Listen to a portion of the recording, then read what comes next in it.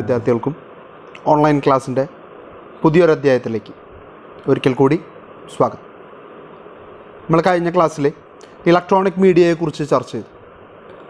ഒരുപക്ഷെ നമുക്ക് പുതിയതായിട്ട് ഒന്നും തന്നെ ചർച്ച ചെയ്യാനില്ലാത്ത ഒരു ചാപ്റ്ററായിരുന്നു 4th ചാപ്റ്റർ. 5th അങ്ങനെ തന്നെയാണ്. നിങ്ങൾക്ക് വളരെ സുപരിചിതമായിട്ടുള്ള അല്ലെങ്കിൽ നിങ്ങളുടേത് എന്ന് വിളിക്കാവുന്ന ന്യൂ ജനറേഷൻ മീഡിയകളെക്കുറിച്ച്, ന്യൂ മീഡിയയെക്കുറിച്ചിട്ടാണ് നമ്മൾ ഇനി ചർച്ച ചെയ്യാൻ പോകുന്നത്. Internet, social media networks, E magazines, E news paper, അതുപോലെ തന്നെ ബ്ലോഗ്, അതിൻ്റെ തന്നെ മറ്റൊരു വകഭേദമായിട്ടുള്ള സിറ്റിസൺ ജേർണലിസം, ഇങ്ങനെയുള്ള കുറേ കാര്യങ്ങളാണ് നമ്മൾ ഈ ചാപ്റ്ററിൽ പരിചയപ്പെടാനായിട്ട് പോകുന്നത്. അപ്പോൾ നിങ്ങൾക്ക് വളരെ സുപരിചിതമായതിനെ ഒരിക്കൽ കൂടി നിങ്ങളുടെ മുൻപിലേക്ക് വ്യത്യസ്തമായിട്ടുള്ള രീതിയിൽ, അല്ലെങ്കിൽ നിങ്ങൾക്ക് പരിചിതമല്ലാത്ത രീതിയിൽ നിങ്ങളുടെ മുൻപിലേക്ക് അവതരിപ്പിക്കാനായിട്ടുള്ളൊരു ശ്രമം മാത്രമാണ് ഈ ചാപ്റ്ററിൽ നടത്തുന്നത്. ബേസിക്കലി നമുക്കുള്ളതെല്ലാം, അതായത് നിങ്ങൾക്ക് പഠിക്കാനുള്ള എല്ലാം ശരിക്കും ഓൾറെഡി നിങ്ങൾക്ക് അറിയാവുന്ന കാര്യങ്ങളെ വീണ്ടും നിങ്ങളുടെ മുൻപിലേക്ക് അവതരിപ്പിക്കുക മാത്രമാണ് ചെയ്തിരിക്കുന്നത്. അതിനർത്ഥം പുതിയതൊന്നുമില്ല എന്ന് തന്നെയാണ് ശരിക്കും. അപ്പോൾ എന്തൊക്കെയാണ് ഇതിനകത്തുള്ളത് എന്നുള്ളത് നമുക്ക് ജസ്റ്റ് ഒന്ന് നോക്കാം. New media. Until 1990s, media relied primarily upon print and broadcast model such as newspaper, magazine, television and radio. The last 20 years have seen rapid transformation in media with the arrival of digital computers and internet. The digital technology have transformed the media beyond words. New media has immense potentialities and it is likely to play a role hitherto unheard of. W. Russell Newman, a leading writer on new media, argues that new media will change the meaning of geographic distance. അപ്പോൾ ഇവിടെ പറഞ്ഞു വയ്ക്കുകയാണ് കുറച്ച് കാര്യങ്ങൾ. മീഡിയയുടെ ഒരു 1990 വരെയുള്ള ഒരു കാലഘട്ടം, ശരിക്കും പറഞ്ഞാൽ മാസ് മീഡിയ എന്ന് പറഞ്ഞാൽ, അല്ലെങ്കിൽ കമ്മ്യൂണിക്കേഷൻ മീഡിയം എന്ന് പറഞ്ഞാൽ news paper, magazine, TV, radio ഇവിടെ കൊണ്ട് നിൽക്കുകയാണ്. ഇൻ്റർനെറ്റിൻ്റെ കടന്നുവരവായിട്ടില്ല. 1991 കൂടിയിട്ടോ 92 കൂടിയിട്ടൊക്കെയാണ് ഇൻ്റർനെറ്റ് ലോകത്തിൻ്റെ മുൻപിൽ ശക്തമായിട്ടുള്ള രീതിയിൽ അവതരിപ്പിക്കപ്പെടുന്നതും വളരെ വലിയ രീതിയിലുള്ള ഒരു ഹ്യൂജ് ആക്സെപ്റ്റൻസ് കിട്ടുന്നു. പക്ഷെ ആ ആക്സെപ്റ്റൻസ് കിട്ടാൻ മാത്രമേ ഒരു ഡിലേ വന്നുള്ളൂ. അവിടെ നിന്ന് അങ്ങോട്ടൊരു എന്താ പറയുക, കൈവിട്ട കളി എന്നൊക്കെ പറയുന്ന പോലത്തെ ഒരു ഫാസ്റ്റ് ഗ്രോത്താണ്. കാരണം ഓരോ ജനറേഷൻ കവർ ചെയ്ത് പോയത് വളരെ വേഗത്തിലാണ്. 2G കഴിഞ്ഞു, 3G കഴിഞ്ഞു, 4G കഴിഞ്ഞു, ഇതേ ഇപ്പോൾ 5G എന്ന് ലോഞ്ച് ചെയ്യണമെന്ന് ആലോചിച്ചുകൊണ്ടിരിക്കുകയാണ്. അപ്പോൾ ആ ജനറേഷൻ സ്പീഡ്, ടെക്നോളജിയുടെ ഗ്രോത്ത്, ഇതൊക്കെ വളരെ വേഗത്തിലായിരുന്നു. അപ്പോൾ ഇവിടെ റസൽ ന്യൂമാൻ പറയുകയാണ്, ഈ ന്യൂ മീഡിയ കടന്നു വന്നതോടുകൂടി ഉണ്ടായ ഏറ്റവും വലിയ വ്യത്യാസം ജിയോഗ്രഫിക് ഡിസ്റ്റൻസ്, വിച്ച് മീൻസ് ഇന്ത്യയിൽ നിൽക്കുന്ന ഒരാളും അമേരിക്കയിൽ നിൽക്കുന്ന ഒരാളും അവർ തമ്മിൽ ഭൂമിശാസ്ത്രപരമായിട്ട് വലിയ അന്തരമുണ്ട്. ഡിസ്റ്റൻസ് എന്ന് പറയുന്നത് വളരെ വലുതാണ്. പക്ഷെ ആ ഡിസ്റ്റൻസൊക്കെ ന്യൂ മീഡിയയുടെ കടന്നുവരോടുകൂടി ഇല്ലാതായി. കാരണം നമുക്കറിയാം, വാട്സാപ്പിൽ വീഡിയോ കോൾ ഉണ്ട്, അതല്ലാതെ നിങ്ങൾക്ക് വീഡിയോ കോൾ ചെയ്യാൻ ഫെസിലിറ്റി ഉണ്ട്. ഈവൻ ഫേസ്ബുക്ക് പോലും ആ ഫെസിലിറ്റി പ്രൊവൈഡ് ചെയ്യുന്നു. പല രാജ്യങ്ങളിലുള്ളവർ ഇരുന്നിട്ട് ചർച്ചയിൽ പങ്കെടുക്കുന്നു. ഗൂഗിൾ മീറ്റ്, സൂം, ഒരുപാട് സാധ്യതകൾ. ഈ സാധ്യതകളൊക്കെ തുറന്നു കാണിക്കുന്ന, ഒരു പക്ഷേ നമ്മൾ ഇപ്രാവശ്യമായിരിക്കാം ഏറ്റവും കൂടുതൽ ഇത്തരം സാധ്യതകൾ ഉപയോഗപ്പെടുത്തിയിട്ടുണ്ടായിരിക്കുക.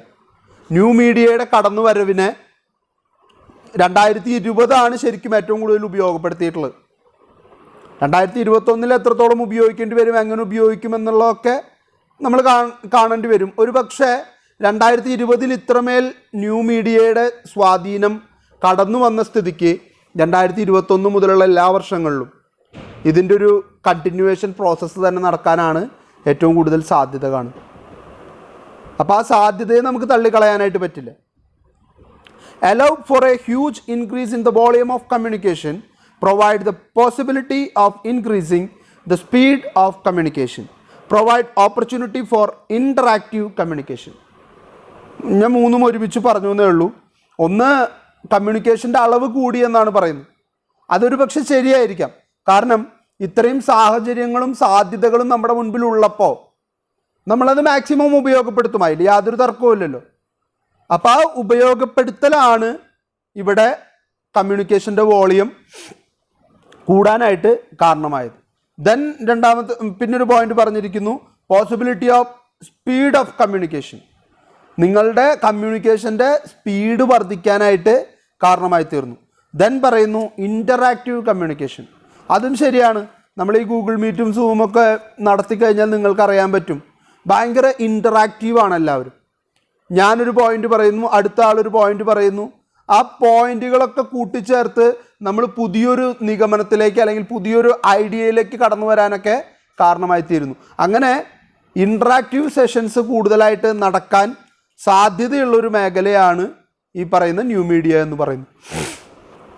New media and particularly the internet provides the potential for democratic public sphere in which citizens can participate in well-informed, non-hierarchical debate pertaining to their social structure. അതൊരു വലിയ അഡ്വാൻറ്റേജ് ആണ്. നിങ്ങളൊരു മീറ്റിങ്ങിൽ പങ്കെടുക്കുമ്പോൾ, നിങ്ങളൊരു പബ്ലിക് സ്പിയറിൻ്റെ ഭാഗമായിട്ട് മാറുമ്പോൾ അവിടെ സോഷ്യൽ ഹയരാർക്കി ഇല്ല.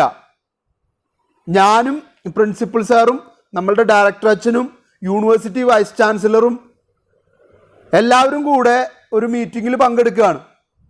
അവിടെ എനിക്ക് കിട്ടുന്ന ഓപ്പർച്യൂണിറ്റി തന്നെയാണ് പ്രിൻസിപ്പളിനും കിട്ടുന്നത്, അത് തന്നെയാണ് വൈസ് ചാൻസലർക്കും കിട്ടുന്നത്. ഒരു പക്ഷേ വൈസ് ചാൻസലർ ഹോസ്റ്റ് ചെയ്യുന്ന ആളാണെങ്കിൽ ഒരു പടി മുകളിൽ നിൽക്കുമായിരിക്കാം. എങ്കിലും ഞാനും പ്രിൻസിപ്പളും അച്ഛനും തമ്മിലുള്ള സാമൂഹിക അതുപോലെ തന്നെ വിദ്യാഭ്യാസപരമായിട്ടുള്ള ഏറ്റക്കുറച്ചിലുകളെ മറികടന്നുകൊണ്ട് ആ ഒരു മീറ്റിങ്ങിൽ ഞങ്ങളെ 3 പേരെയും തുല്യരായിട്ട് കണക്കാക്കാൻ ശ്രമിക്കും. ഓപ്പർച്യൂണിറ്റി ഈക്വൽ ആയിരിക്കും. ഒരുപക്ഷെ അച്ഛൻ കൂടുതൽ സംസാരിക്കുമായിരിക്കാം, പ്രിൻസിപ്പൽ സാർ കൂടുതൽ സംസാരിക്കുമായിരിക്കാം. കാരണം എനിക്ക് അവരുടെ അത്ര പോയിന്റുകൾ ചിലപ്പോൾ പറയാൻ പറ്റിയെന്ന് വരില്ല. പക്ഷേ അവർക്കൊരു ടൈം കൊടുക്കുമ്പോൾ അത്ര ടൈം തന്നെ എനിക്കും കിട്ടും.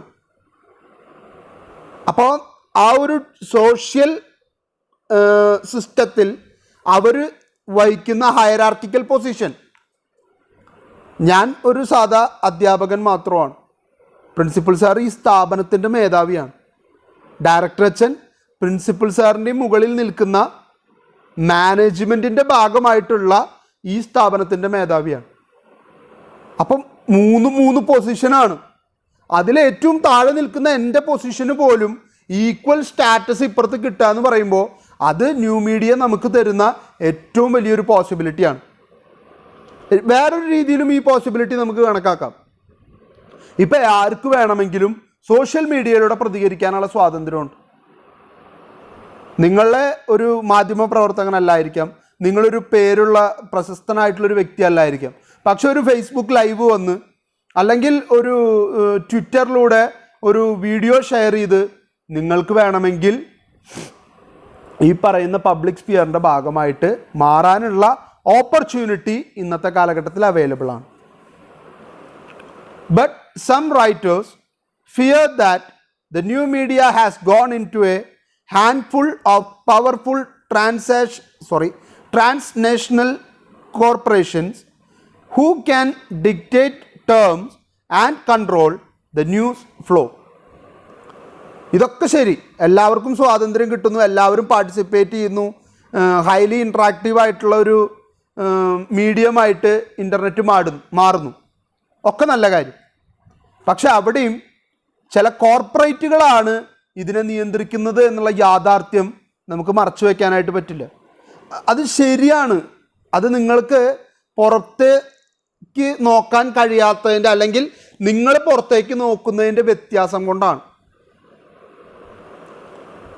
എന്താണ് ഈ കോർപ്പറേറ്റ് കളികൾ എന്നുള്ളത് നിങ്ങൾക്ക് മനസ്സിലാക്കാൻ കഴിയാത്തത് കൊണ്ട് പറ്റുന്നതാണ്. ഞാനിപ്പോൾ വളരെ സിമ്പിളായിട്ടൊരു ഉദാഹരണം പറയാം. റിലയൻസ് ഇൻഡസ്ട്രീസ്, ഞാൻ റിലയൻസിന് എതിരൊന്നല്ല കേട്ടോ. ഞാൻ റിലയൻസിനെ ഇഷ്ടപ്പെടുന്ന വ്യക്തിയാണ്. കാരണം ലോകത്തിലെ ഏറ്റവും മികച്ച അല്ലെങ്കിൽ ഏറ്റവും വലിയ കോടീശ്വരന്മാരുടെ ലിസ്റ്റ് എടുത്താൽ ഫോബ്സ് മാഗസിൻ ഓരോ 6 മാസം കൂടുമ്പോഴും കോടീശ്വരന്മാരുടെ ലിസ്റ്റ് എടുക്കും. അതിൽ നിന്നും ആദ്യത്തെ 10ൽ സ്ഥാനം പിടിക്കുന്ന 1-2 ഇന്ത്യക്കാരുണ്ടാവും. അതിൽ ഒരു ഇന്ത്യക്കാരൻ മുകേഷ് അംബാനി ആയിരിക്കും. മുകേഷ് അംബാനി ഇങ്ങനെ സ്ഥാനം പിടിക്കുമ്പോൾ അത് കാണിക്കുന്നത് ഇന്ത്യ എന്ന രാജ്യത്തിൻ്റെ കൂടി ശക്തിയാണ്. ഇന്ത്യയുടെ ഒരു വ്യക്തി ശക്തനായാൽ ആ രാജ്യം മുഴുവൻ ശക്തമാവുമെന്നുള്ള അഭിപ്രായം എനിക്കില്ല. എങ്കിലും ഇന്ത്യയുടെ പേര് ഫോബ്സ് മാഗസീനിൽ മുകേഷ് അംബാനി ഇന്ത്യ എന്നുള്ള പേര് വരുമ്പോൾ അത് ഈ രാജ്യത്തിന് കിട്ടുന്ന ഒരു ഹോണറാണ്. അതിൽ യാതൊരു തർക്കവുമില്ല. ഈ രാജ്യത്തു നിന്നും സമ്പന്നരുണ്ട് എന്ന് ലോകത്തിന് മുൻപിൽ വിളിച്ചു പറയാൻ കിട്ടുന്ന അവസരമാണ്. ആ ഒരു അർത്ഥത്തിൽ എനിക്ക് റിലയൻസ് ഇൻഡസ്ട്രീസിനെ ഭയങ്കര ഇഷ്ടമാണ്. ഇല്ല എന്ന് ഞാൻ പറയുന്നില്ല. റിലയൻസ് ഇൻഡസ്ട്രീസിൻ്റെ ഭാഗമായിട്ട് ഇരുമ്പുരുക്ക് വ്യവസായമുണ്ട്, പെട്രോളിയം ഉണ്ട്, എയർക്രാഫ്റ്റ് ഉണ്ട്. അതുപോലെ തന്നെ അവർക്ക് ടെലി കമ്മ്യൂണിക്കേഷൻ ഉണ്ട്, അവർക്ക് വാർത്താ ചാനലുകളുണ്ട്, ടെലിവിഷൻ ചാനൽസ് ഉണ്ട്. അവർ കൈവയ്ക്കാത്ത മേഖലകളൊന്നും തന്നെ ഇല്ല എന്ന് പറയാം. സ്പോർട്സിലാണെങ്കിൽ IPL മുംബൈ ഇന്ത്യൻസ് ടീമുണ്ട്. ISL തന്നെ ഹോസ്റ്റ് ചെയ്യുന്നത് തന്നെ അവരാണ്. വിച്ച് മീൻസ് അതിൻ്റെ ബ്രാൻഡ് അംബാസഡർ അവരാണ്. ഒരുപാട് കോച്ചിങ് അക്കാഡമികൾ നടത്തുന്നുണ്ട്. റിലയൻസിൻ്റെ പേരിൽ ക്രിക്കറ്റിനും ഫുട്ബോളിനും വേണ്ടിയിട്ടുള്ള കോച്ചിങ് അക്കാഡമികളുണ്ട്. ഇങ്ങനെ തുടങ്ങി ഒരു നാട്ടിൽ ചെയ്യാൻ കഴിയുന്ന എല്ലാ മേഖലകളിലും റിലയൻസ് ഇൻഡസ്ട്രീസിൻ്റെ ശക്തമായിട്ടുള്ള ഇടപെടലുണ്ട്. ഈ ശക്തമായിട്ടുള്ള ഇടപെടൽ നിലനിൽക്കുമ്പോഴും ഞാൻ പറയുന്നു, റിലയൻസ് ഇൻഡസ്ട്രീസ് ആണ് ഒരു പരിധി വരെ, അല്ലെങ്കിൽ റിലയൻസ് ആണ് ഒരു പരിധി വരെ ഇന്ത്യയിൽ 5G വരാതിരിക്കുന്നതിൽ പ്രധാന പങ്ക് വഹിക്കുന്നു. ആക്ഷേപം തന്നെയാണ്, തികഞ്ഞ ആക്ഷേപമാണ്. റിലയൻസ് ഇൻഡസ്ട്രീസ് അല്ലെങ്കിൽ റിലയൻസ് ടെലി കമ്മ്യൂണിക്കേഷൻസ് ചൈനീസ് കമ്പനികളുമായി ചേർന്ന് ഇന്ത്യയിലേക്ക് 5G വിതരണം ചെയ്യാൻ കരാറുണ്ടാക്കിയതാണ്. പക്ഷേ ചൈനീസ് അതിക്രമത്തിൽ ഇന്ത്യൻ ഗവൺമെൻറ് ചൈനീസ് പ്രോഡക്റ്റുകളെ നിരോധിക്കാനും അവരുമായിട്ടുള്ള കരാറുകൾ റദ്ദാക്കാനും തുടങ്ങിയപ്പോൾ അതിൻ്റെ ഏറ്റവും വലിയ തിരിച്ചടി നേരിട്ട സ്ഥാപനം റിലയൻസ് ആണ്. ഒരു പക്ഷേ എല്ലാം നല്ല രീതിയിൽ നടന്നു പോയിരുന്നുവെങ്കിൽ ഇന്ത്യയിൽ ആദ്യമായിട്ട് 5G ഇൻട്രൊഡ്യൂസ് ചെയ്യുന്ന കമ്പനി റിലയൻസ് ആകുമായിരുന്നു. ആ സാധ്യതയാണ് ഇല്ലാതായിരിക്കുന്നത്. അപ്പോൾ അതിനെ മറികടന്ന് വേറൊരു രാജ്യം, ഒരു സ്ഥാപനം ഇത് കൊണ്ടുവരാതിരിക്കാൻ അവരാൽ കഴിയുന്നതൊക്കെ ചെയ്യും. കോർപ്പറേറ്റിൻ്റെ തമ്മിലുള്ള ഫൈറ്റാണ്. പക്ഷേ ഒരു രാജ്യം മൊത്തം അതിൻ്റെ ദോഷം അനുഭവിക്കേണ്ടി വരികയാണ്. നമ്മുടെ നാട്ടിൽ ഒരു വാർത്ത അറിയണമെങ്കിൽ, നമ്മുടെ നാട്ടിൽ ഒരു വികസന പ്രവർത്തനം നടക്കണമെങ്കിൽ അത് നാടിൻ്റെ മൊത്തം വികസനത്തിനും ചില കോർപ്പറേറ്റുകളുടെ വികസനത്തിനും മാത്രമായിട്ട് ഒതുങ്ങിപ്പോകുന്നു എന്നുള്ളത് വലിയൊരു പോരായ്മയാണ്. കാർഷിക നിയമം അദാനി, റിലയൻസ് പോലെയുള്ള വലിയ കോർപ്പറേറ്റുകളെ സംരക്ഷിക്കാൻ വേണ്ടിയിട്ടാണ്. പറയുന്നുണ്ടല്ലോ, കേന്ദ്ര ഗവൺമെൻറ് പറയുന്നുണ്ടല്ലോ, നിയമം സുതാര്യമാണ്, എല്ലാവർക്കും ഓപ്പർച്യൂണിറ്റിയാണ്. കർഷകനിൽ നിന്നും ഇടനിലക്കാരൻ ലാഭം കൊയ്യാതിരിക്കാൻ വേണ്ടിയിട്ടാണ് ഇടനിലക്കാരനെ ഒഴിവാക്കി ഡയറക്റ്റ് മാർക്കറ്റിംഗ് എന്ന് പറയുന്ന സിസ്റ്റം കൊണ്ടുവരാൻ ശ്രമിക്കുന്നത്. ശരി, സമ്മതിച്ചു, ഡയറക്റ്റ് മാർക്കറ്റിംഗ് നല്ല കാര്യം. ഈ ഡയറക്റ്റ് മാർക്കറ്റിംഗ് എന്ന് പറയുന്നതിന് കർഷകൻ കൊണ്ടുവന്നാൽ ആ കർഷകനിൽ നിന്ന് അത് ബൾക്കായിട്ട് പർച്ചേസ് ചെയ്യാൻ റിലയൻസിന് പറ്റില്ലേ? അദാനിക്ക് പറ്റില്ലേ? ഇതുതന്നെയാണ് നമ്മളും ചോദിക്കുന്നുള്ളൂ. അല്ലെങ്കിൽ ഇന്ത്യയിലെ സാധാരണ കർഷകർ അതേ ചോദിക്കുന്നുള്ളൂ. അങ്ങനെ ബൾക്കായിട്ട് പർച്ചേസ് ചെയ്തിട്ട് ഞാൻ പർച്ചേസ് ചെയ്ത സാധനം എത്രയ്ക്ക് വിൽക്കണമെന്ന് ഞാനല്ലേ തീരുമാനിക്കുക? നിങ്ങളാണോ തീരുമാനിക്കേണ്ടത്? അപ്പോൾ കർഷകനിൽ നിന്ന് 10 രൂപയ്ക്ക് 1 കിലോ സബോള റിലയൻസ് മേടിച്ചാൽ അവിടെ റിലയൻസിനാണ് കൂടുതൽ ആളുകളിൽ നിന്ന് മേടിക്കാൻ കഴിയുന്നതെങ്കിൽ കർഷകനത് 10 രൂപയ്ക്ക് വിറ്റു. പിന്നെ റിലയൻസ് അവിടെ ഇടനിലക്കാരനായി. പിന്നെ എവിടെയാണ് ഇവർ ഓപ്പൺ മാർക്കറ്റ് എന്ന് പറയുന്ന സംവിധാനം കൊണ്ടുവരുന്നത്? അങ്ങനെ ഒരു സംവിധാനം കൊണ്ടുവരാൻ പറ്റില്ല. ഓപ്പൺ മാർക്കറ്റിലേക്ക് സാധനം വരണമെങ്കിൽ ഈ പറയുന്ന പ്രോഡക്റ്റ്, ഇപ്പോൾ അമേരിക്കയിൽ നിന്നൊരു പ്രോഡക്റ്റ്, അല്ലെങ്കിൽ വേണ്ട, ഇന്ത്യയിലാണല്ലോ കാർഷിക നിയമം നടപ്പിലാക്കാൻ പോകുന്നത്, ഇന്ത്യയിലെ കാര്യം എടുക്കാം നമുക്ക്. നിങ്ങൾ ഷില്ലോങ് എന്ന് പറയുന്ന ഒരു സ്ഥലത്തേക്ക് കുറിച്ച് കേട്ടിട്ടുണ്ടായി. ഡാർജിലിംഗ്, ഷില്ലോങ്, ഷിംല. ശരിക്കും ഷിംല ആപ്പിൾസിനൊക്കെ ഭയങ്കര ഡിമാൻഡാണ്. ഷിംലയിൽ ആപ്പിൾ കൃഷി ചെയ്യുന്നൊരു കർഷകൻ, അയാൾ ആ ആപ്പിള് ഷിംലയിൽ വിൽക്കാൻ നോക്കി, നടന്നില്ല.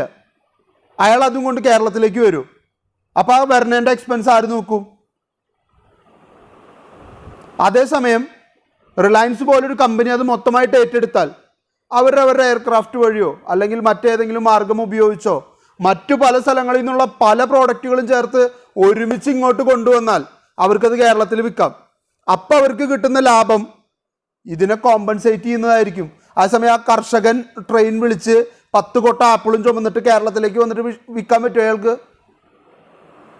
പ്രാക്ടിക്കലി പോസിബിൾ അല്ല. ഇടനിലക്കാരൻ വേണം അവിടെ. അപ്പോൾ ഇടനിലക്കാരനെ ഒഴിവാക്കാൻ ശ്രമിച്ചപ്പോൾ ഇടനിലക്കാരാണ് ഈ സമരത്തെ പ്രൊമോട്ട് ചെയ്യുന്നതെന്നാണ് കേന്ദ്രം പറയുന്നത്. അങ്ങനെയല്ല ശരിക്കും. ഇനി മറ്റു പല രീതിയിലും ഇതിനെ ന്യായീകരിക്കാൻ പലരും ഉണ്ടായിരിക്കും. എനിക്ക് അവരോടൊന്നും എതിരഭിപ്രായമില്ല. പക്ഷേ ഒരു വലിയ സമൂഹം എതിർപ്പ് രേഖപ്പെടുത്തുന്ന ഒരു കാര്യം, അതിലൊരു പുനർവിചിന്തനം. ഈവൻ നമ്മളുടെ സുപ്രീം കോടതി, ബഹുമാനപ്പെട്ട പരമോന്നത നീതിപീഠം പോലും പറഞ്ഞു കർഷകരുടെ പ്രശ്നം എന്താണെന്ന് കേന്ദ്ര ഗവൺമെൻറ് പഠിക്കുകയെന്ന്. എന്നിട്ടും അതിനോട് അലംഭാവം കാണിക്കുന്നുവെങ്കിൽ അത് ഈ ജനങ്ങളോടുള്ള, ഈ രാജ്യത്തോടുള്ള ഗവൺമെൻറ്റിൻ്റെ വെല്ലുവിളിയാണ്. ഞാൻ രാഷ്ട്രീയ വിദ്വേഷം പുലർത്താനോ ഗവൺമെൻറ്റിനെ എതിർക്കാനോ വേണ്ടിയിട്ട് പറയുന്നതല്ല. ഞാൻ കോർപ്പറേറ്റുകളുടെ ഒരു പ്രാധാന്യം മനസ്സിലാക്കി തരാൻ വേണ്ടി പറഞ്ഞു എന്ന് മാത്രം. ഇങ്ങനെ ഒരുപാട് സംഭവങ്ങൾ ഇന്ത്യയിൽ നടക്കുന്നുണ്ട്. കോർപ്പറേറ്റ് കളികളിൽ മുങ്ങിപ്പോകുന്ന ഒരുപാട് ഇൻസിഡൻസ്, അറിയാതെ പോകുന്ന കുറേ കാര്യങ്ങൾ, അതൊരു യാഥാർത്ഥ്യമാണ്. മറച്ചു വെച്ചിട്ട് കാര്യമില്ല. Characteristics of new media. Characteristic എന്താ? ക്യാരക്ടറിസ്റ്റിക് ഫീച്ചേഴ്സ് എന്ന് വെച്ച് കഴിഞ്ഞാൽ സ്വഭാവ സവിശേഷതകൾ എന്നാണ്. ന്യൂ മീഡിയയുടെ ചില പ്രത്യേകതകൾ എന്തൊക്കെയാണെന്നാണ് 4 പ്രത്യേകതയാണ് ഇവിടെ പറഞ്ഞിരിക്കുന്നത്. Hyper textuality, multimediality, digital and the last one interactivity. Interactivity നമ്മളിപ്പോൾ ഓൾറെഡി പറഞ്ഞേ ഉള്ളൂ, എങ്കിലും നമുക്കൊന്നും കൂടി ഇതിനെപ്പറ്റി ചർച്ച ചെയ്യാം. Internet replaces the one to many model of traditional mass communication with the possibility of a many to many web of communication. അത് ശരിയാണ്. നമ്മൾ ആദ്യത്തെ കമ്മ്യൂണിക്കേഷൻ മോഡൽ പഠിച്ചു, അരിസ്റ്റോട്ടലിൻ്റെ.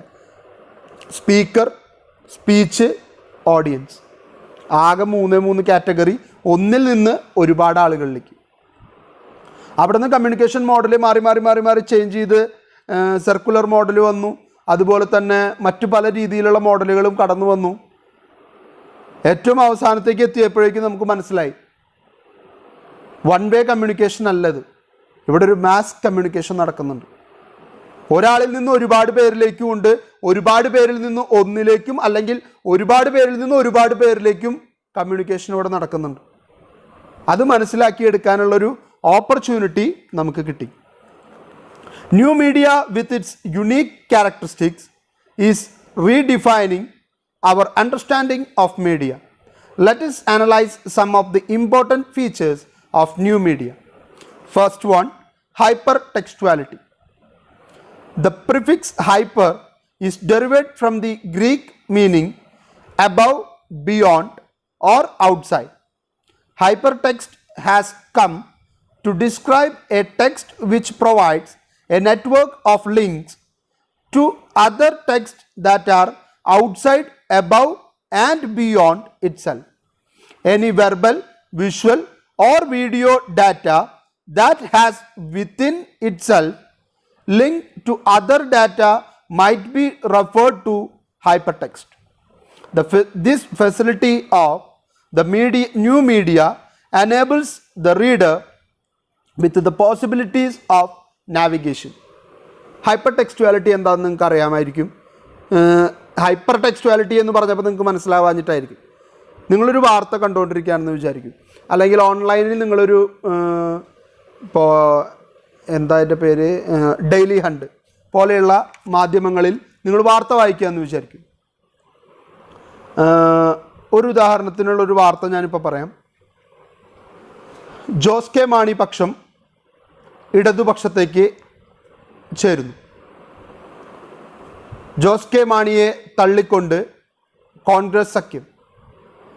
ഇങ്ങനെയുള്ള ഒരു വാർത്ത, ഒരു ഹെഡ്ലൈൻ നിങ്ങൾ കണ്ടു, ഇഷ്ടപ്പെട്ടു, വായിക്കുന്നു. വായിച്ച് അടിയിലേക്ക് ചെല്ലുമ്പോൾ നിങ്ങളതിൻ്റെ താഴെ കാണും കെ എം മാണിയുടെ കേരള കോൺഗ്രസ് എമ്മിൽ തമ്മിലടി. അതിൻ്റെ താഴത്തൊരു വാർത്തയായിട്ട് ചിലപ്പോൾ കാണാം ജോസ് കെ മാണി പക്ഷം തുറന്ന പോരിലേക്ക്. ഓരോ സാധ്യതകളാണ്. ഇതാണ് ഹൈപ്പർ ടെക്സ്റ്റുവാലിറ്റി എന്ന് പറയുന്നത്. നിങ്ങളെ ഒന്നിൽ നിന്ന് അതുമായിട്ട് സാമ്യമുള്ള അല്ലെങ്കിൽ അതിനോട് ബന്ധപ്പെട്ടുള്ള മറ്റൊരു വാർത്തയിലേക്ക് എളുപ്പത്തിൽ പോകാനായിട്ട് അനുവദിക്കുക. ഇത് വേറെ ന്യൂസുകൾ എടുത്താലും ഉണ്ടാവും. ഇപ്പോൾ സിനിമയിലൊരു വാർത്ത എടുക്കുക എന്ന് വിചാരിച്ചു. കാവ്യമാധവൻ ദിലീപ് ബന്ധം മീനാക്ഷിയുടെ കണ്ണിലൂടെ, ഇങ്ങനൊരു വാർത്ത എന്ന് വിചാരിക്കും. വെറുതെ കേട്ടോ, ഒരു എക്സാമ്പിൾ പറഞ്ഞു കഴിഞ്ഞാൽ ആ വാർത്തയുടെ ഏറ്റവും അടിയിലോ അല്ലെങ്കിൽ അതിൻ്റെ ഇടയിലൊക്കെ ആയിട്ട് ലിങ്കുകൾ വരും. മഞ്ജുവും ദിലീപും തമ്മിൽ പിരിയാൻ കാരണമായത് കാവ്യമാധവൻ. വേറൊരു വാർത്ത വരും, കാവ്യ ദിലീപ് വിവാഹത്തിന് ആശംസകൾ അറിയിച്ചുകൊണ്ട് മീനാക്ഷി വേദിയിൽ പ്രത്യക്ഷപ്പെട്ടു. അമ്മയും മകളും തുറന്ന പോരിലേക്കോ, ഇങ്ങനെ തുടങ്ങിയിട്ടുള്ള ഒരുപാട് അതിനൊന്ന് കണക്ട് ചെയ്യുന്ന, എന്നാൽ അതുമായിട്ട് റിലേറ്റ് ചെയ്യാവുന്ന ചില വാർത്തകൾ ഇങ്ങനെ കൊടുക്കുന്ന രീതിയാണ് ഹൈപ്പർ ടെക്സ്റ്റുവാലിറ്റി. ഇത് ചെയ്യുന്നതുകൊണ്ടുള്ള മെച്ചം നിങ്ങളെ നാവിഗേറ്റ് ചെയ്യാണ്, ഏതിൽ നിന്ന് എങ്ങോട്ട് പോകണം, ആ പോകാനുള്ള വഴി നിങ്ങൾക്ക് തുറന്നിട്ട് തരാണ്. അപ്പോൾ ഒരുപാട് കാര്യങ്ങൾ നമ്മൾ ലിങ്ക് ചെയ്യിപ്പിക്കുകയാണ് നമ്മളെ കൊണ്ട്. Second one, മൾട്ടിമീഡിയാലിറ്റി. മീഡിയ എന്ന് വെച്ചാൽ എന്താ? മീഡിയ എന്ന് വെച്ചാൽ സൗണ്ട്, വിഷ്വൽ ഇഫക്റ്റ്, അല്ലെങ്കിൽ വീഡിയോസ്, അങ്ങനെ എല്ലാത്തിനെയും മീഡിയ എന്ന് തന്നെയാണ് പറയുക. ഒന്നിൽ കൂടുതൽ മീഡിയകളെ ഉൾക്കൊള്ളാൻ കഴിയുന്നുണ്ടെങ്കിൽ അതിനെയാണ് മൾട്ടിമീഡിയാലിറ്റി എന്ന് പറയാം. മൾട്ടി എന്ന് വെച്ചാൽ ഒന്നിൽ കൂടുതലാണല്ലോ. അപ്പോൾ ഇൻ്റർനെറ്റിനെ സംബന്ധിച്ചിടത്തോളം മൾട്ടിമീഡിയ ആണ്. ടെക്സ്റ്റ് അയക്കാം, പിക്ചർ അയക്കാം, വീഡിയോസ് അയക്കാം. ഇതൊക്കെ വിട്ടിട്ട് നിങ്ങൾക്ക് വേണമെന്ന് തോന്നുകയാണെങ്കിൽ, അല്ലെങ്കിൽ നിങ്ങളുടെ താല്പര്യത്തിനനുസരിച്ച് ഒരുപക്ഷെ നിങ്ങൾക്ക് സൗണ്ട് മാത്രമായിട്ട് അയക്കാം. ഇങ്ങനെ പല സാധ്യതകളും നമ്മുടെ മുമ്പിൽ തുറന്നു തരികയാണ്. Multimedia can be seen the sum of different media formats such as audio, video, graphics and text. Unlike traditional media, the digital media can simultaneously provide news in different media format in a single platform. This feature make digital media more attractive and comprehensive. അപ്പോൾ ഈ ഒരു facility ഉള്ളതുകൊണ്ട് തന്നെ മീഡിയയെ കൂടുതൽ attractive ആക്കി മാറ്റാൻ ഇത് സഹായിക്കുന്നു. Next one, digital. In digital media process, all data are converted into numbers or binary codes. Digitization enables data to be compressed into very small spaces. It can also be accessed at very high speed and stored. The opposite of digital is analog. The latter refers to the process of storing physical properties in another physical form, such as old newspaper archives and conventional library. Digital എന്നുള്ളതിൻ്റെ ഉപയോഗം എന്താണെന്ന് നിങ്ങൾ ചെറിയ ക്ലാസ്സുകളിൽ തൊട്ട് പഠിച്ചിട്ടുണ്ടായിരിക്കും. നമുക്ക് രണ്ട് രീതിയിലും സാധനങ്ങളെ സൂക്ഷിച്ചു വയ്ക്കാം. ഡിജിറ്റൽ ഫോർമാറ്റിൽ എടുത്തു വയ്ക്കാം, അനലോഗ് ഫോർമാറ്റിൽ എടുത്തു വയ്ക്കാം. അനലോഗ് എന്ന് വെച്ച് കഴിഞ്ഞാൽ അത് വേണമെങ്കിൽ ഹാൻഡ് റിട്ടൺ ആവാം, പ്രിൻ്റഡ് ആവാം. പക്ഷെ അത് ഫിസിക്കലി അവിടെ കാണാൻ പറ്റും. ബുക്കായിട്ട് രേഖയായിട്ട് അവിടെ കാണാൻ പറ്റും. ഡിജിറ്റലിന് അങ്ങനെ ഒരു സ്റ്റോറേജിൻ്റെ ആവശ്യമില്ല. ഇതൊക്കെ കോഡുകളാക്കി ഫീഡ് ചെയ്ത് വെച്ചിരിക്കുകയാണ്. ഇപ്പോൾ നമുക്കൊരു യൂട്യൂബ് വീഡിയോ കാണണം, അതൊരു 5 കൊല്ലം മുൻപിറങ്ങിയ വീഡിയോ ആണ്. പക്ഷെ ആ വീഡിയോയുടെ ഹെഡ്ലൈനോ ടാഗ് ലൈനോ ആ വീഡിയോയുമായിട്ട് ബന്ധപ്പെട്ട എന്തെങ്കിലും അടിച്ചു കൊടുത്താൽ ആ വീഡിയോ നമുക്ക് റീകളക്ട് ചെയ്യാനായിട്ട് പറ്റും. ഇതാണ് ഡിജിറ്റലിൻ്റെ ഏറ്റവും വലിയ പ്രത്യേകത എന്ന് പറയുന്നത്. കാലാകാലങ്ങളോളം ഉപയോഗിക്കാനായിട്ട് പറ്റുന്നു. ഇൻട്രാക്ടിവിറ്റി ഞാൻ ഓൾറെഡി പറഞ്ഞതാണ്. ഇൻട്രാക്ടിവിറ്റി ഏറ്റവും കൂടുതൽ പ്രൊവൈഡ് ചെയ്യുന്ന മേഖലയാണ് ഏത്? നമ്മളീ പറയുന്ന ഡിജിറ്റൽ മീഡിയ എന്ന് പറയുന്നത്, അല്ലെങ്കിൽ ന്യൂ മീഡിയ എന്ന് വിളിക്കുന്ന പ്ലാറ്റ്ഫോം. പലപ്പോഴും നമുക്ക് നമ്മുടെ പേര് വെളിപ്പെടുത്താതെ തന്നെ സംസാരിക്കാനും പ്രതികരിക്കാനുമുള്ളൊരു ഓപ്പർച്യൂണിറ്റി കിട്ടുന്ന വേദി കൂടിയാണ് ഡിജിറ്റൽ മീഡിയ. നിങ്ങൾ ശ്രദ്ധിച്ചിട്ടുണ്ടായിരിക്കും, പലരും ഫേസ്ബുക്കിൽ പല പേരുകളിൽ മുഖം ഇടാതെ സിനിമാ നടന്മാരുടെയോ അല്ലെങ്കിൽ അവർക്ക് ഇഷ്ടപ്പെട്ട എന്തെങ്കിലും ഒരു ഒബ്ജക്റ്റിൻ്റെയൊക്കെ പടം ഇട്ടിട്ട് ആ ഐ ഡിയിൽ നിന്ന് അവർക്ക് തോന്നുന്നതൊക്കെ വിളിച്ച് പറയുന്നൊരു ഫോർമാറ്റ് കണ്ടിട്ടുണ്ട്, അല്ലെങ്കിൽ ഒരു രീതി കണ്ടിട്ടുണ്ട്. അതിലൂടെയൊക്കെ കാണിക്കുന്നത് സ്വയം വെളിപ്പെടുത്താൻ അവർക്ക് താല്പര്യമില്ലെന്നും ആ സ്വയം ഐഡൻറ്റിറ്റി പുറത്തറിയിക്കാൻ അവരുദ്ദേശിക്കുന്നില്ല എന്നുള്ളതുമാണ്. ഒരുപക്ഷെ പേടി കൊണ്ടായിരിക്കാം, ഒരുപക്ഷെ പുറത്തത് പറയാൻ താല്പര്യപ്പെടാത്തത് കൊണ്ടായിരിക്കാം, അവർക്ക് അവരുടേതായിട്ടുള്ള റീസണുകൾ എല്ലാവർക്കും ഉണ്ടായിരിക്കാം. പക്ഷെ എന്ത് തന്നെ ആയാലും ഇവിടെ ഒരു ഇൻ്ററാക്ടിവിറ്റിക്കുള്ളൊരു പോസിബിലിറ്റി ന്യൂ മീഡിയ കൂടുതലായിട്ട് ക്രിയേറ്റ് ചെയ്യുന്നുണ്ട്. Interactivity stands for user engagement with media text. People are no longer on the receiving end. While the old media offered passive consumption, new media offer interactivity. പഴയ മീഡിയാസൊക്കെ അങ്ങോട്ട് മാത്രം തന്നുകൊണ്ടിരിക്കുന്ന T V ഇങ്ങോട്ട് പറയും, നമുക്ക് ആ പറഞ്ഞത് ശരിയല്ല കേട്ടോ, നിൽക്ക് എനിക്ക് പറയാനുണ്ട് എന്ന് പറയാൻ പറ്റുമോ? പറയാൻ പറ്റില്ല. ഫേസ്ബുക്കിലാണെങ്കിൽ അവിടെ തന്നെ നിങ്ങൾക്ക് അതിൻ്റെ അടിയിൽ കമൻറ്റ് ചെയ്യാം, യൂട്യൂബിൽ നിങ്ങൾക്ക് കമൻറ്റ് ചെയ്യാം.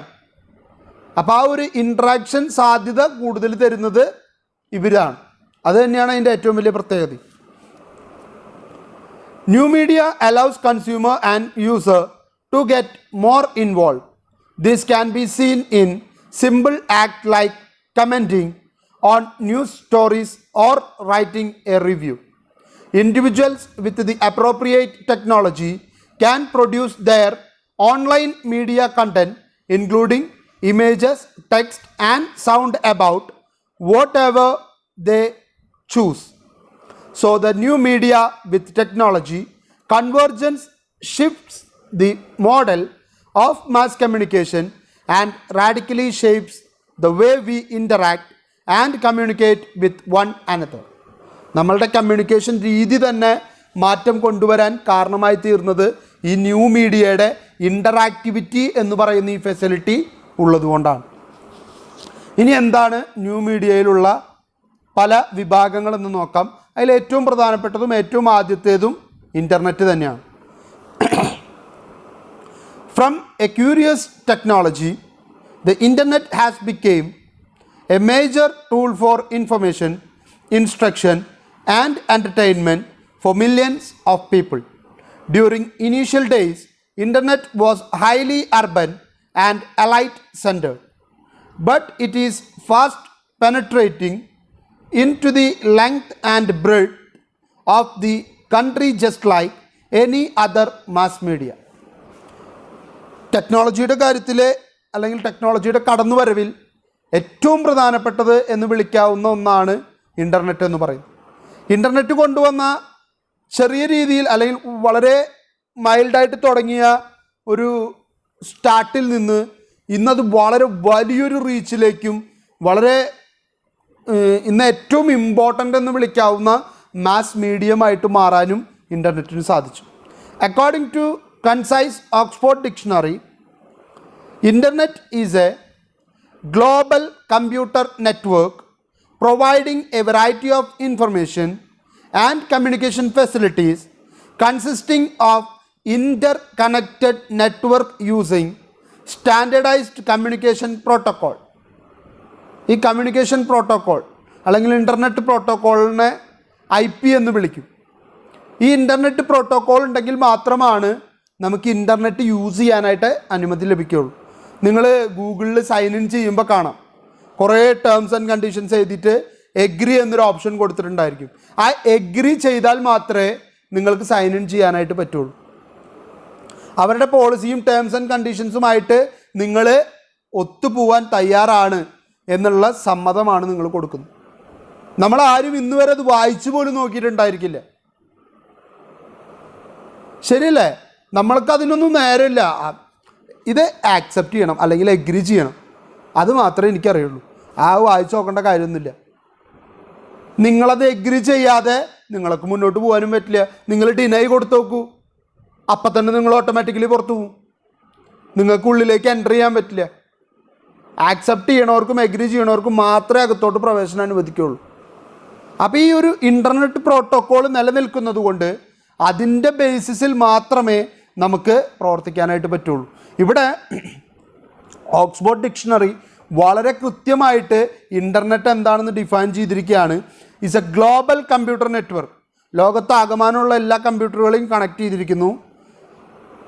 Providing a variety of information, എല്ലാ തരത്തിലുള്ള ഇൻഫർമേഷൻ പ്രൊവൈഡ് ചെയ്യുന്നു. ആൻഡ് കമ്മ്യൂണിക്കേഷൻ ഫെസിലിറ്റി, ഇൻഫർമേഷൻ മാത്രമല്ല നിങ്ങൾക്ക് കമ്മ്യൂണിക്കേറ്റ് ചെയ്യാനുള്ള സാഹചര്യം കൂടി അവർ ഒരുക്കി തരുന്നു. Consisting of inter connected networks, എൻ്റെ കമ്പ്യൂട്ടർ നിങ്ങളുടെ കമ്പ്യൂട്ടറുമായിട്ട് ഇൻ്റർ കണക്ട് ചെയ്തിട്ടുണ്ടെങ്കിൽ മാത്രമേ നമുക്കിടയിൽ അങ്ങനെ ഒരു ഫെസിലിറ്റി അവൈലബിൾ ആവുകയുള്ളൂ. യൂസിങ് സ്റ്റാൻഡേർഡൈസ്ഡ് കമ്മ്യൂണിക്കേഷൻ പ്രോട്ടോക്കോൾ, ഒരു സ്റ്റാൻഡേർഡായിട്ടുള്ളൊരു പ്രോട്ടോക്കോൾ ഉണ്ടായിരിക്കും. ആ ബേസിക് സ്റ്റാൻഡേർഡിനെ അംഗീകരിക്കുന്ന അനുകൂലിക്കുന്നവർക്ക് മാത്രമാണ് ഇതിലേക്ക് എൻ്റർ ചെയ്യാനുള്ള അവകാശം. In other words, internet is A world wide network of computers which can communicate with one another, that is exchange of information in digital forms. Digital ഫോർമാറ്റിൽ ഇൻഫർമേഷൻസ് പരസ്പരം പാസ് ചെയ്യാനുള്ള ഉപാധിയായിട്ടാണ് ഇൻ്റർനെറ്റിനെ ഉപയോഗിക്കുന്നതെന്നും വേണമെങ്കിൽ പറയാം. To access internet one should have a computer. This system needs to be connected to telecommunication links. പല communication ലിങ്കുകളോട് കൊടുത്തിട്ടുണ്ട്, BSNL, റിലയൻസ് എന്നൊക്കെ പറഞ്ഞിട്ടുണ്ട്. Through a device called modem and then to the server. The server belongs to an ISP, Internet Service Provider, which provides internet connection to the customers or clients. ഇപ്പോൾ അതിൻ്റെ ഒന്നും ആവശ്യമില്ല, മോഡത്തിൻ്റെ ഒന്നും ആവശ്യം ആർക്കുമില്ല. എല്ലാം വൈഫൈ കണക്ഷൻസാണ്, വയർലെസ് കണക്ഷൻസാണ് എല്ലായിടത്തും ഇപ്പോൾ ഉപയോഗിക്കുന്നത്. ഈവൻ ഈ മൊബൈൽ സേവന ദാതാക്കൾക്ക് പോലും മോഡം ഉപയോഗിക്കേണ്ട ആവശ്യമില്ല, അവർ മൊബൈലിൽ ഇൻ്റർനെറ്റ് പ്രൊവൈഡ് ചെയ്യുന്നതാണ്. History of internet. Internet was first developed in US in 1960s. This project, sponsored by US government, was initially intended for military and academic research. An experimental network named ARPANET, ARPANET, അതിൻ്റെ full form അവിടെ കൊടുത്തിട്ടുണ്ട്, advanced research project agency network, was launched in 1969 involving 4 US universities. In 1973, network expanded to Europe. Significant growth in the use of internet began in the late 1980s. 1969 US 4 യൂണിവേഴ്സിറ്റികളെ കൂടി പങ്കെടുപ്പിച്ചുകൊണ്ട് ഒരു പരീക്ഷണം ആരംഭിച്ചു. അത് പിന്നീട് യൂറോപ്പിലേക്ക് വികസിപ്പിച്ചു. 1980കളിലാണ് ഇൻ്റർനെറ്റിൻ്റെ സമൂലമായിട്ടുള്ള അല്ലെങ്കിൽ വ്യാവസായിക അടിസ്ഥാനത്തിലുള്ള ഉപയോഗം നടപ്പിൽ വരുന്നത്. The birth of the world wide web in the early 1990s introduced graphic user interface and protocol for hyper linking information stored in different computers. 1990ലാണ് ഗ്രാഫിക്കൽ ഇൻ്റർഫേസോട് കൂടി ഒരു പ്രോട്ടോകോൾ നിലവിൽ വരുന്നത്. ഇൻ്റർനെറ്റ് ഉപയോഗിക്കുന്നവർ പാലിക്കേണ്ട നിർദ്ദേശങ്ങൾ, നിയമങ്ങൾ, അതുപോലെ തന്നെ നിർബന്ധമായിട്ടും അനുഷ്ഠിക്കേണ്ട ചില എത്തിക്സ് മീൻസ് ധാർമ്മികത. നിങ്ങൾക്ക് ധാർമ്മികമായിട്ടുള്ള ചില മൂല്യങ്ങൾ ഉണ്ടായിരിക്കണം എന്നൊക്കെ നമ്മൾ പഠിക്കില്ലേ. അതുപോലെ നിങ്ങൾ ചെയ്യേണ്ടത്, ചെയ്യാൻ പാടില്ലാത്തത്. ഈ ഒരു തരംതിരിവ് കൊണ്ടുവന്ന് ഇതിനൊന്ന് സ്റ്റാൻഡേർഡൈസ് ചെയ്തു. കാരണം ഇതൊരു ഗ്ലോബൽ നെറ്റ്വർക്കാണ്. ലോകത്തെ എല്ലായിടത്തുമുള്ള കമ്പ്യൂട്ടറുകൾ ഇൻ്റർ കണക്ട് ചെയ്യുകയാണ്.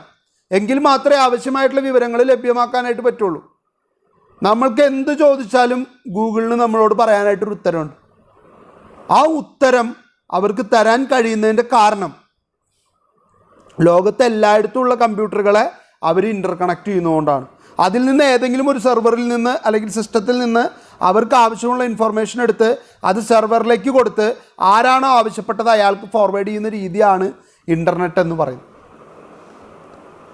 ഇത് വളരെ ഫാസ്റ്റായിട്ട് നടക്കുന്നു എന്ന് മാത്രം. This provided access to millions and took internet to the masses. Figures suggest that more than 500 million people worldwide had internet access to the end of 2002. 2002 പറയുന്നത് 500 മില്യൺ. ഇതിപ്പോൾ 2021 എത്തുമ്പോൾ അത് എത്ര മില്യണിലേക്ക്, സപ്പോസ് 1000 മില്യണിലേക്ക് മേലെ പോയിട്ടുണ്ടായിരിക്കും. I mean double. കാരണം അത്രയും വലിയ റീച്ചാണ് ഇൻ്റർനെറ്റിന് കിട്ടിക്കൊണ്ടിരിക്കുന്നത്. ഇന്ന് പ്രായമായവർ മുതൽ തൊട്ടിൽ പരുവത്തിലുള്ള കുട്ടികൾ വരെ ഇൻ്റർനെറ്റ് എടുത്തിട്ട് അമ്മാനമാടിക്കൊണ്ടിരിക്കുന്ന കാലഘട്ടമാണ്. ഞാനിതൊരു അതിശയോക്തിയായിട്ട് പറഞ്ഞതല്ല. നിങ്ങൾ കൊച്ചു കുട്ടികൾ മൊബൈൽ ഉപയോഗിക്കുന്നത് നോക്കിക്കോളൂ. അവർക്ക് ഇഷ്ടപ്പെട്ട ജിങ്കിൾസ്, അവർക്ക് ഇഷ്ടപ്പെട്ട ഗ്രാഫിക്കൽ പ്രസൻറ്റേഷൻ, അവർക്ക് ഇഷ്ടപ്പെട്ട വോയിസ് ടോണുകൾ. ഞാനൊരു ഉദാഹരണം പറയുകയാണെങ്കിൽ ഏറ്റവും പെട്ടെന്ന് മനസ്സിലേക്ക് ഓർമ്മ വരിക ഡോറേനെയാണ്. ഡോറേനെ അറിയാത്തവരായിട്ട് ആരും ഉണ്ടായിരിക്കില്ല. കൊച്ചു ടി വി എന്ന ചാനൽ വളരെയധികം പോപ്പുലാരിറ്റി നേടിയത് ഒരു പക്ഷേ ആ ഒരു പ്രോഗ്രാമിലൂടെ ആയിരിക്കാം. ഡോറ ഡോറ ഡോറയുടെ പ്രയാണം, അങ്ങനെയാണ് അതിൻ്റെ ഒരു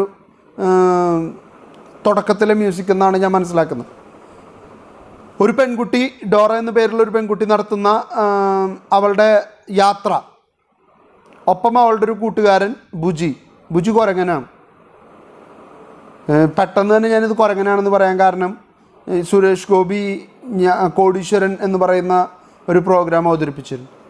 ആ പ്രോഗ്രാമിൽ എനിക്ക് ഏറ്റവും ഇഷ്ടപ്പെട്ട എൻ്റെ ജിമ്മിയോടൊരു അന്വേഷണം പറയാമോ സുരേഷ് ഗോപി സാറിന് ചോദിച്ചാൽ സുരേഷ് ഗോപി അപ്പോൾ തുടങ്ങും, എൻ്റെ പ്രിയപ്പെട്ട ജിമ്മിക്ക് ഞാൻ കെട്ടിപ്പിടിച്ച് സ്നേഹത്തോടെ ഞെരിച്ച് അമർത്തി സുരേഷ് ഏട്ടൻ്റെ വേഗ വലിയൊരു big big big I love you എന്നൊക്കെ പറഞ്ഞ് സുരേഷ് ഗോപി അങ്ങോട്ട് മതിമറന്ന് ആക്ട് ചെയ്യും. അപ്പോഴായിരിക്കും അപ്പുറത്തിരിക്കുന്ന മത്സരാർത്ഥി പറയുക, സുരേഷ് ഏട്ടാ ജിമ്മി എൻ്റെ വീട്ടിലെ പട്ടിയായിരുന്നു, എങ്കിലും ആ പട്ടിക്കും എൻ്റെ ഒരുപാട് സ്നേഹം എന്നൊക്കെ പറഞ്ഞ് സുരേഷ് ഗോപി തടി തപ്പാൻ ശ്രമിക്കും. അപ്പോൾ ബുജി ഡോറ രണ്ടുപേരും തമ്മിലുള്ള ആത്മാർത്ഥമായ സൗഹൃദം ലോകത്തില്ലാത്ത സ്ഥലങ്ങളിലേക്കൊക്കെ ഈ പെണ്ണ് പോവും. കാട്, പുഴ, മല, ഡോറയുടെ വീട്, പിന്നെ ഡോറയുടെ അമ്മായിയുടെ വീട്, വല്യച്ഛൻ്റെ വീട്, അപ്പാപ്പൻ്റെ വീട് എന്നൊക്കെ പറഞ്ഞിട്ട് ഇവളിങ്ങനെ നടക്കും. ഇവളുടെ കയ്യിൽ കുറേ സാധനങ്ങളും ഉണ്ട്. ഒരു ബാക്ക് പാക്കും ഉണ്ട്, ഒരു മാപ്പുണ്ട്. പിന്നെ ഇവൾക്ക് ആവശ്യമുള്ളതൊക്കെ അപ്പാപ്പ ആ സമയത്ത് ബാഗ് അവൾക്ക് പ്രൊവൈഡ് ചെയ്യും. അതിന് നമ്മൾ ചെറിയൊരു സഹായം ചെയ്ത് കൊടുത്താൽ മതി. നിങ്ങൾ ബാക്ക് എന്ന് പറയാമോ, അപ്പം നിങ്ങൾ ബാക്ക് എന്ന് പറഞ്ഞാൽ മതി. അപ്പോൾ ആ സാധനം തുറന്നു വരും. വഴി അറിയില്ലെങ്കിൽ അപ്പോൾ എന്ത് ചെയ്യണം, മാപ്പ് എടുക്കണം. അത് നിങ്ങൾക്ക് പറഞ്ഞു തരണം. അപ്പോൾ നിങ്ങൾ എന്ത് ചെയ്യണം, മാപ്പ് എന്ന് പറയണം. നിങ്ങൾ എൻ്റെ കൂടെ പറയാമോ, മാപ്പ്. ഇപ്പം എൻ്റെ ഈ ക്ലാസ് കേട്ടുകൊണ്ടിരിക്കുന്ന നിങ്ങൾക്കൊരു കാര്യം മനസ്സിലാവും, സാർ ഇതൊക്കെ ഫുള്ളിരുന്ന് കാണുന്നുണ്ടല്ലേ. ശരിയാണ്, കാണാതെ എനിക്കിത് ഇത്ര കൃത്യമായിട്ട് പറയാൻ പറ്റില്ലല്ലോ. ഇങ്ങനെ തന്നെയാണ് ഈ പ്രോഗ്രാമിൻ്റെ അവതരണം. ആ പെൺകുട്ടി പറഞ്ഞാൽ തീരാവുന്ന പ്രശ്നമുള്ളൂ. പക്ഷെ ആ പെൺകുട്ടി നമ്മളെ കൊണ്ട് പറയിപ്പിക്കും. കുറുനരി എന്നെ കാണുന്നുണ്ടോ, നിങ്ങൾ കുറുനരിയെ കാണുമ്പോൾ കുറുനരി എന്ന് പറയണം. അപ്പോൾ നമ്മൾ എന്ത് ചെയ്യും? കുറുനരീനെ സ്ക്രീനിൽ കാണിക്കുമ്പോൾ നമ്മളെ കോളിടും, കുറുനരി കുറുനരി. നമ്മൾ ഓളിട്ടില്ലെങ്കിൽ കുട്ടികൾ ഓളിടും. അപ്പോൾ നമ്മൾ കുറുനരിയോട് പറയണം, കുറുനരി മോഷ്ടിക്കരുത്, കുറുനരി മോഷ്ടിക്കരുത്, കുറുനരി മോഷ്ടിക്കുകയേ ചെയ്യരുത്. അപ്പോൾ കുറുനരി വളരെ സിമ്പിളായിട്ടൊരു, ശരിക്കും പറഞ്ഞാൽ കുറുനരി ഭയങ്കര മാന്യനാണ് കേട്ടോ. ഞാനോ മോഷ്ടിക്കാനോ? കുറുനരി ഒറ്റ പോക്ക് പോകും. ഇത്രയും നല്ലൊരു മനുഷ്യനെ ഞാൻ വേറെ കണ്ടിട്ടില്ല. പിന്നെ എന്തിനാണ് ഇവരിതിനെ പേടിക്കണമെന്ന് എനിക്ക് മനസ്സിലാവുന്നില്ല. ആക്ച്വലി നമ്മളിപ്പോൾ ഡോറയെ കുറിച്ച് ചർച്ച ചെയ്യാനല്ല ഇവിടെ ഇരിക്കുന്നത്. പക്ഷേ ഞാൻ പറഞ്ഞു വന്നത്, കുട്ടികൾ പോലും ഇത് ഉപയോഗിക്കുന്നു എന്ന് പറയുന്നതിൻ്റെ കാരണം അവർക്ക് അവരുടേതായിട്ടുള്ളൊരു രീതിയുണ്ട്. അവർക്ക് ആക്സസിബിൾ ആവുന്ന, നിങ്ങൾ വീട്ടിൽ കൊച്ചു കുട്ടികളുണ്ടെങ്കിൽ അമ്മമാരും അമ്മൂമ്മമാരൊക്കെ കുട്ടികളോട് വർത്തമാനം പറയുന്നത് കേൾക്കാൻ പറ്റും. ശ്രദ്ധിച്ച് നോക്കിയാൽ കാണാം. ഇല്ലെങ്കിൽ വേണ്ട, ആ കുട്ടിയുടെ അച്ഛനും അമ്മയും പോലും ആ കുട്ടിയോട് വർത്തമാനം പറയുന്നു, അച്ഛന് മോനെ ചക്കത് കുത്ത അഞ്ചിട്ട് വേണ്ടേ, മോൾക്ക് എന്നിട്ട് വേണ്ടേ എന്നാരും ഒരു കൊച്ചുകുട്ടിയോട് ചോദിക്കില്ല. ഐ മീൻ ഒരു വയസ്സിൽ താഴെയുള്ള കുട്ടികളോട്. ആ കുട്ടിക്ക് ഇത് കമ്മ്യൂണിക്കേറ്റ് ചെയ്യുന്നത് എന്താണെന്ന് ചിലപ്പോൾ മനസ്സിലായിട്ടുണ്ടാവില്ല. പക്ഷേ ഈ ഒരു ടോൺ അതിൽ വരും. എന്തുകൊണ്ടാ? പതുക്കെ പതുക്കെ കുട്ടി അത് ആക്സസ് ചെയ്യാൻ തുടങ്ങും. എന്നോടാണ് ഈ സംസാരിക്കുന്നത്, അവരെന്തോ എന്നോട് പറയാൻ ശ്രമിക്കുകയാണെന്നുള്ളത് കുട്ടി റെക്കഗ്നൈസ് ചെയ്യാൻ തുടങ്ങും. ആ റെക്കഗ്നൈസ് ചെയ്യുമ്പോൾ ആ കുട്ടിക്കും കൂടി കൺവീനിയൻ്റ് ആവുന്നൊരു ഭാഷയിലേക്ക് നമ്മളതിനെ മാറ്റിയെടുക്കാനായിട്ട് ശ്രമിക്കുകയാണ്. ആ രീതിയിൽ തന്നെയാണ് കുട്ടികൾ ഇങ്ങോട്ട് വർത്താനം പറഞ്ഞു തുടങ്ങുക. ഞാനല്ലേ അത് ഇങ്ങനെ നോക്കിയപ്പോഴാണ് കണ്ടതേ, അതിന് പൊട്ടിരിച്ചു. ഞാനത് നോക്കിയപ്പോൾ ആ സാധനം പൊട്ടിരിക്കുന്നത് കണ്ടു. ഇതാണ് പറയാൻ ഉദ്ദേശിക്കുന്ന കുട്ടി. പക്ഷെ കുട്ടിയുടെ ടോൺ ഇതായിരിക്കും ഒരു പക്ഷേ. അതിൻ്റെ കാരണം നമ്മൾ ചെറുപ്പം തൊട്ടേ ആ കുട്ടിക്കും കൂടി പെട്ടെന്ന് ക്യാച്ചപ്പ് ചെയ്യാൻ പറ്റുന്നൊരു ഭാഷ ക്രിയേറ്റ് ചെയ്യാൻ ശ്രമിക്കുന്നതുകൊണ്ടാണ്. അപ്പോൾ ഞാൻ പറഞ്ഞു വരുന്നത്, ഇതിനൊന്നും വലിയൊരു ടൈം എടുക്കുന്നില്ല. എല്ലാവരും ഇൻ്റർനെറ്റ് ആക്സസ് ചെയ്യാണ്. അപ്പോൾ ഈ 500 മില്യൺ എന്നുള്ളത് ഒരു 1000 മില്യണിലേക്ക് എത്താൻ വലിയ കാലതാമസമൊന്നും എടുക്കില്ല. ഇൻ്റർനെറ്റ് ഇൻ ഇന്ത്യയിലേക്ക് വരുമ്പോൾ ഇൻ്റർനെറ്റിൻ്റെ വളർച്ച എങ്ങനെയെന്ന് നോക്കാം. India found A place in the internet map in 1987. ERNet, Educational and Research Network, India's first internet service, was launched in 1987. ERNet was a collaborative project of the Department of Electronics and United Nations Development Program, UNDP എന്ന് പറയും. United നേഷൻസിൻ്റെ കീഴിൽ നിൽക്കുന്ന ഒരു സംഘടനയാണ് UNDP എന്ന് പറയുന്നത്. United Nations development programme എന്ന് പറയുന്നത് ഇതിലെ മെമ്പേഴ്സായിട്ടുള്ള രാജ്യങ്ങളിൽ ഡെവലപ്മെൻറ്റിന് സഹായിക്കുന്ന പ്രവർത്തനങ്ങൾക്ക് രൂപം കൊടുക്കാനും അതിന് നടത്തിപ്പിനും വേണ്ടിയിട്ടാണ് UNDP വർക്ക് ചെയ്യുന്നത്. Ordinary people had no access to net at this stage as ERNet was confined to educational and research institutions. Commercial net access was introduced in 1995 through VSNL, then a public sector undertaking. Presently, there are more than 200 internet service providers in India. The resulting competition lowered the cost and led to the rapid growth of internet connections. The arrival of 3G and 4G technology and greater research of smartphones are going to take internet more and more people. ഒരുപാട് ജനങ്ങളിലേക്ക് ഇതെത്താനായിട്ട് കാരണമായി തീരുന്നു എന്നുള്ളതും tight കോമ്പറ്റീഷനോട് നടക്കുന്നതുകൊണ്ട് കുറഞ്ഞ റേറ്റിനും നല്ല facility നല്ല ക്വാളിറ്റിയിൽ ലഭിക്കാനായിട്ടത് കാരണമായി തീരുന്നു എന്നുള്ളതും ഒരു വലിയ പ്രതിഭാസം തന്നെയാണ്. അപ്പോൾ ഇൻ്റർനെറ്റ് ദിനം പ്രതി ഇന്ത്യയിൽ വളർന്നുകൊണ്ടിരിക്കുകയാണ്. അപ്പോൾ ഇത്രയും ഭാഗം ഇന്നെടുത്തത് നന്നായിട്ട് ചർച്ച ചെയ്യുക, മനസ്സിലാക്കുക. നിങ്ങൾക്ക് വരുന്ന ഡൗട്ടുകൾ ഇപ്പോൾ ക്ലിയർ ചെയ്ത് പോവുക. എങ്കിൽ മാത്രമേ നല്ലൊരു മികച്ച റിസൾട്ട് നമുക്ക് ഉണ്ടാക്കിയെടുക്കാനായിട്ട് പറ്റുള്ളൂ. അപ്പോൾ എല്ലാവർക്കും നല്ലൊരു ദിവസം ഉണ്ടാവട്ടെ എന്ന് ആശംസിക്കുന്നു. Thank you.